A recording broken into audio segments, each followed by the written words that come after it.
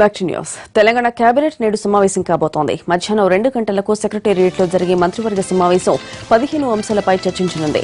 Budget తయారీపై శాఖల వారీగా చర్చించే అవకాశం ఉంది. బడ్జెట్ ప్రతిపాదనలపై మంత్రులకు సూచనలు చేయనున్నారు సీఎం కేసీఆర్.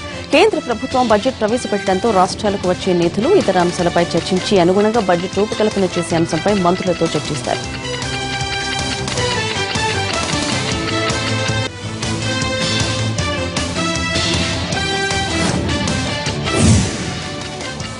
వచ్చే బడ్జెట్లో ముస్లింలకు 12% రిజర్వేషన్లు ఇచ్చేందుకు ప్రభుత్వం ముస్లింల ఆర్థిక, సామాజిక స్థితిగతులపై సుధీర్ కమిటీని ఏర్పాటు చేసింది. ఆ నివేదిక ఇప్పటికే ప్రభుత్వానికి అందించింది. ఇది కూడా తెలంగాణ మంత్రివర్గం భేటీలో చర్చకు రానుంది. దీంతో పాటు మైనారిటీ రెసిడెన్షియల్స్ ఉపాధ్యాయ పోస్టులకు కూడా కేబినెట్ ఆమోదం తెలపనుంది. విభజన అంశాలకు సంబంధించి గవర్నర్ సమక్షంలో ఇరు రాష్ట్రాల మంత్రుల కమిటీ సమావేశమైంది. ఆ అంశం కూడా చర్చకు వచ్చే అవకాశం ఉంది.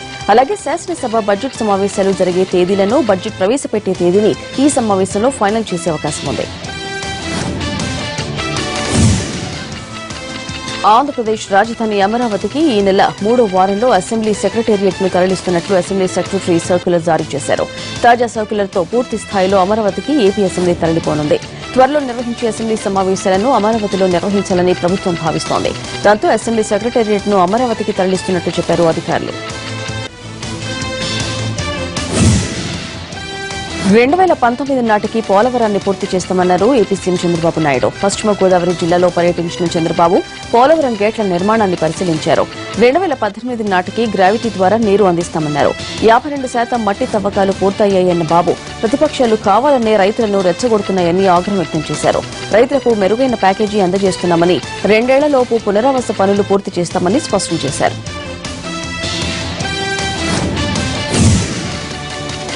తెలంగాణ జేసీ స్టీరింగ్ కమిటీ కీలక సమావేశం ఈ ఉదయం 11 గంటలకు నాంపల్లిలోని కేంద్ర కార్యాలయంలో జరగనుంది.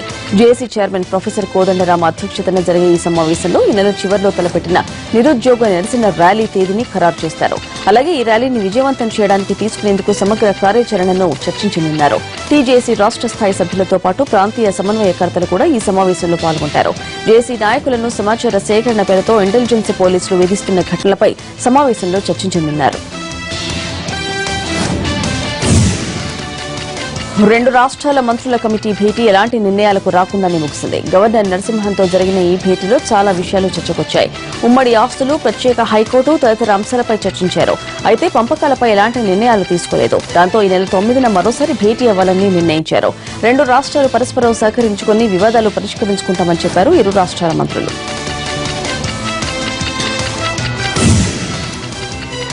బడ్జెట్లో విశాఖ రైల్వే జోన్ ప్రకటన లేకపోవడం నిరాశపరిచిందంటున్నారు మంత్రి గంటా శ్రీనివాస్. విభజన హామీగా వచ్చిన రైల్వే జోన్ సాధన కోసం త్వరలోనే సీఎం నేతృత్వంలో ఢిల్లీకి వెళ్లనున్నట్టు వెల్లడించారాయన.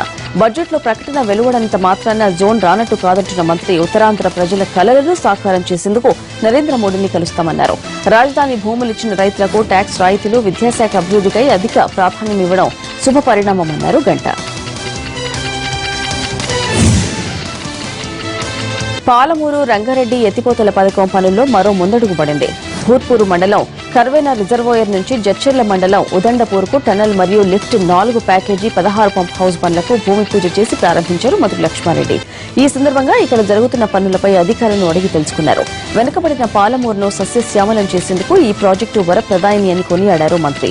ఇక్కడ నిర్మిస్తున్న టనల్ కింద భూములు, గ్రామాలు కోల్పోతున్న వారికి కొంత నష్టం జరుగుతున్నా భవిష్యత్తు తరాల కోసం వారందరూ సహకరించాలని కోరారు మంత్రి లక్ష్మారెడ్డి. ప్రతిష్టాత్మక విమెన్ పార్లమెంటేరియన్ సదస్సుపై అవగాహన కల్పించేందుకు ప్రభుత్వం విస్తృతమైన కార్యక్రమాలను నిర్వహిస్తోంది. ఇందులో భాగంగా రేపు విశాఖపట్నంలో వేలాది మంది మహిళా ప్రతినిధులతో ర్యాలీ నిర్వహించనుంది.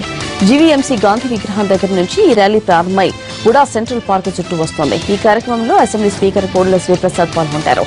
అనంతరం ఆంధ్ర యూనివర్సిటీ సెనెట్ హాల్లో సమావేశం జరగనుందన్నారు ఎమ్మెల్యే అనిత. కేంద్ర బడ్జెట్లో ఏపీకి తీవ్ర అన్యాయం జరిగిందని ఆగ్రహం వ్యక్తం చేస్తోంది వైసీపీ. ప్రత్యేక హోదా, రైల్వే జోన్ ప్రకటన లేనందున నిరసనగా విశాఖలో ఆ పార్టీ కార్యకర్తలు రోడ్డెక్కారు. జగదాంబ సెంటర్ వద్ద ప్రభుత్వానికి వ్యతిరేకంగా నినాదాలు చేస్తూ రహదారిపై బైఠాయించారు. దీంతో కొద్దిసేపు ట్రాఫిక్ అంతరాయం కలిగింది. ఆంధ్రప్రదేశ్ అభివృద్ది గురించి పదే పదే మాట్లాడుతున్న బాబు వెంకయ్యలు నైతిక బాధ్యత తీసుకోవాలని డిమాండ్ చేశారు వైసీపీ నేతలు. అభివృద్ధి సంక్షేమ పథకాల అమల్లో అధికార పార్టీ నేతలు అధికారుల పక్షపాత ధోరణి అవలంబిస్తున్నారని మండిపడ్డారు కేంద్ర మాజీ మంత్రి కిల్లి కృపారాణి. శ్రీకాకుళం జిల్లా కలెక్టర్ను కలిసిన కృపారాణి కోట బొమ్మాళి మండలంలో జరుగుతున్న పలు అవకతవకలపై వినతిపత్రం అందజేశారు. వృద్ధాప్య పెన్షన్ల నుంచి కరువు పరిహారం వరకు జన్మభూమి కమిటీలు పెత్తనం చెలాయిస్తూ నిజమైన లబ్దిదారులకు అన్యాయం చేస్తున్నారని ఆరోపించారు. ఏపీ రాజకీయాలు ప్రత్యేక హోదా అంశాలపై తరచూ ట్వీట్లు చేస్తున్న దర్శకుడు రామ్ గోపాల్ వర్మ తాజాగా ఆంధ్రప్రదేశ్ రూపురేఖలపై ట్వీట్ చేశారు. భౌగోళికంగా ఆంధ్రప్రదేశ్ రూపు తుపాకీని పోలి ఉందంటూ ఏపీ మ్యాప్ను పోస్ట్ చేశారు. ఆంధ్రప్రదేశ్ అనే తుపాకీని వినియోగించి బుల్లెట్లు పేల్చి దాని సమస్యలను తీర్చగలిగేది వైఎస్ఆర్సీపీ అధ్యక్షుడు వైఎస్ జగనేనని చెప్పాడు వర్మ.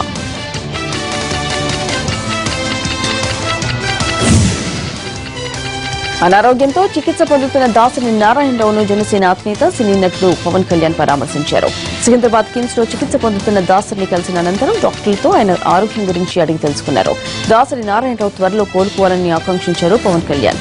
మూత్రపిండాలు ఉపరితిత్తులతో ఇన్ఫెక్షన్ కారణంగా దాసరి కిమ్స్ ఆసుపత్రిలో చేరారు. అన్నవాహికలో ఇన్ఫెక్షన్ తొలగించేందుకు స్టంట్ వేయడంతో పాటు వెంటిలేటర్పై ఉంచి శ్వాస అందజేస్తున్నామని ఆసుపత్రి వర్గాలు ప్రకటించాయి. ఏఓబీలో మావోయిస్టు ల్యాండ్ మైన్ అటాక్ లో ప్రాణాలు కోల్పోయిన పోలీసులకు మరికాసేపట్లో పోస్టు మార్టం నిర్వహించనున్నారు. మొత్తం మావోయిస్టుల దాడితో ఆంధ్ర ఒడిశా సరిహద్దులో ఉద్రిక్త పరిస్థితులు నెలకొన్నాయి.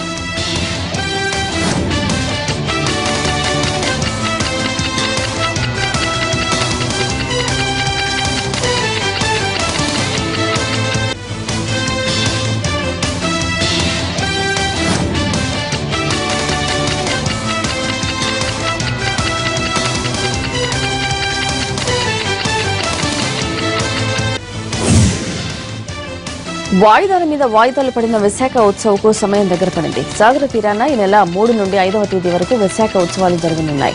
3 రోజుల పాటు జరగనున్న ఉత్సవాల కోసం సాగర తీరం ముస్తాబవుతోంది. తీరం వెంబడి భద్రతను కట్టుదిట్టం చేశారు పోలీసులు. ఉత్సవాల ప్రారంభోత్సవానికి సీఎం చంద్రబాబుతో పాటు కేంద్ర మంత్రులు వెంకయ్యనాయుడు, సుజనా చౌదరి, అసెంబ్లీ స్పీకర్ కోడెల శివప్రసాద్, రాష్ట్ర మంత్రులు హాజరవుతున్నారు. ఈ ఉత్సవాల నిర్వహణ కోసం 2,75,00,000 రూపాయలు కేటాయించింది ప్రభుత్వం.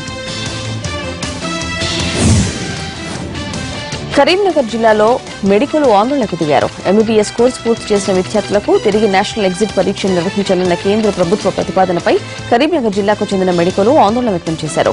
కలెక్టరేట్ ఎదుట ధర్నా చేపట్టిన విద్యార్థులు 5 ఏళ్ల వైద్య విద్య పూర్తి చేసిన తర్వాత నేషనల్ ఎగ్జిట్ పరీక్ష ఉత్తీర్ణులు కావాలన్న నిబంధన తేవడం అనాలోచిత నిర్ణయమని మండిపడ్డారు.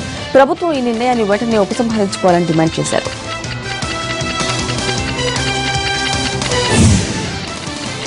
ట్రిపుల్ రైడింగ్ తో స్పీడ్గా వెళ్లి యువకులు మృతి చెందిన బోయిన్పల్లి తాడ్బండ రోడ్డును నగర mayor Bonthu Rammohan, cantonment MLA సాయినులు పరిశీలించారు. ప్రమాదానికి గల కారణాలపై చర్చించారు. యుద్ధ ప్రాతిపదికన మూల మలుపుల వద్ద చెట్ల కొమ్మలను తొలగించడంతో పాటు అనవసర నాళాలు తొలగించాలన్నారు. అలాగే ఓపెన్ గా ఉన్న మ్యాన్ హోల్డ్లపై మూతలు ఏర్పాటు చేయాలని మున్సిపల్ అధికారులను ఆదేశించారు మేయర్.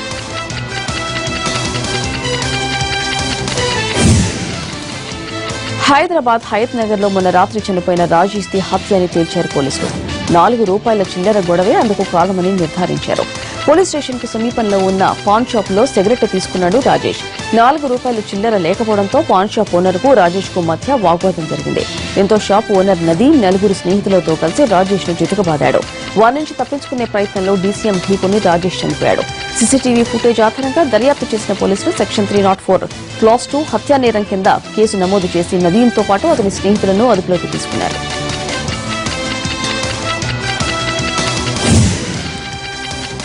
రద్దీ ప్రాంతంలో ప్రజల దృష్టి మరల్చి తమ చేతివాటం చూపిస్తున్న అంతర్రాష్ట్ర మహిళా దొంగల ముఠాలో ఒకరిని నల్గొండ పోలీసులు అరెస్టు చేశారు. విజయవాడకు చెందిన గోగుల జనవరి 29న మిర్యాలగూడ బస్టాండ్లో ప్రయాణికురాలి పర్సును దొంగిలించింది.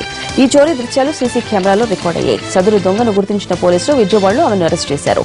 ఆమె నుంచి 21 తులాల బంగారు ఆభరణాలను స్వాధీనం చేసుకున్నారు. నెల్లూరు జిల్లాలో కావలిలో నకిలీ పత్రాలు సృష్టించి బ్యాంకు లోన్లు తీసుకుంటున్న ముఠాను పోలీసులు అరెస్టు చేశారు. ప్రధాన నిందితుడు గొల్లపల్లి జార్జి నకిలీ పత్రాలు, అకౌంట్లు సృష్టించి ఈ మోసాలకు పాల్పడుతున్నాడని తేలింది. లోన్లకు వచ్చిన దరఖాస్తుల్లోని పత్రాలు ఫోర్జరీ పని తేలడంతో తహసీల్దార్ పోలీసులకు సమాచారం ఇచ్చారు. దీంతో రంగంలోకి దిగిన పోలీసులు నలుగురిని కటకటాల్లోకి పంపారు. ఈ కేసులో మరో 6 నిందితులు పరారీలో ఉన్నట్లు తెలిపారు పోలీసులు. షార్ట్ బ్రేక్ తీసుకుందాం.